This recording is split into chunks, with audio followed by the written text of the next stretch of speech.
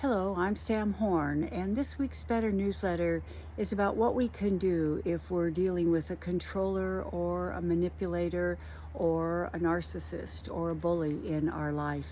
I was traveling recently and came into a town and had dinner with a friend, and she was a changed person and not in a good way.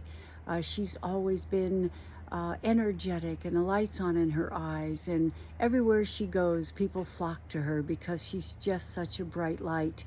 And when I started asking her about her situation, she'd married a man who was a controller. He had to control every decision, how they spent their money, where they went, and what they did on the weekends, and had tried to isolate her from her family and friends by making derogatory comments about them. And he hadn't just stolen her joy, he trampled all over it. And I sent her the bully book, and I asked her to please take this quiz, and if it resonates with her, then maybe we could figure out what to do about it. So here's the bully quiz. And if you are dealing with someone in your personal or professional relationship, and it seems like you can't say anything right and you're always doing something wrong, see if any of these questions make you recognize who you're dealing with. You have to talk on eggshells around this person and watch everything you say because they have a hair-trigger temper. Do they act condescending or superior? Do they treat you and others as if you're stupid or incompetent? Is this person hypercritical? Do they blame everybody else for what goes wrong? It's never their fault. They never accept responsibility for what happens. It's always someone else who did it.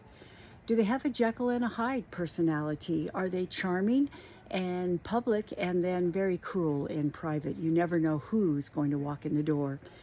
Does this person use aggressive language or inappropriate touching or intimidating? They get in your face or they tower over you.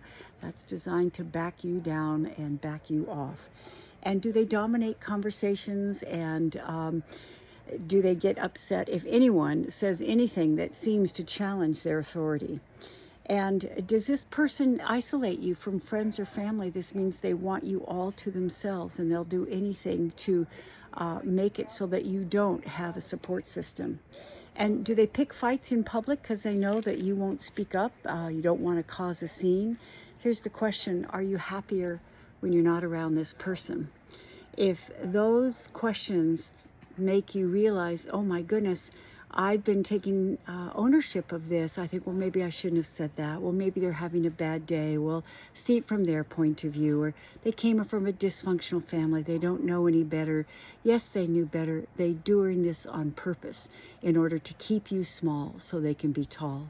Colette said, the better we feel about ourselves, the fewer times we have to knock someone down in order to be tall.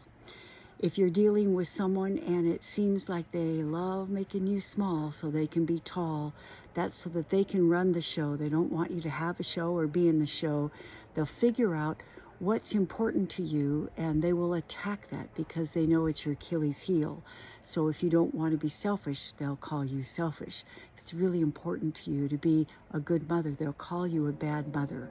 All of this is a way to cause you to withdraw and retreat so they can have you all to themselves, or so that you're no longer a threat to them. And if you're happy, you're a threat to them.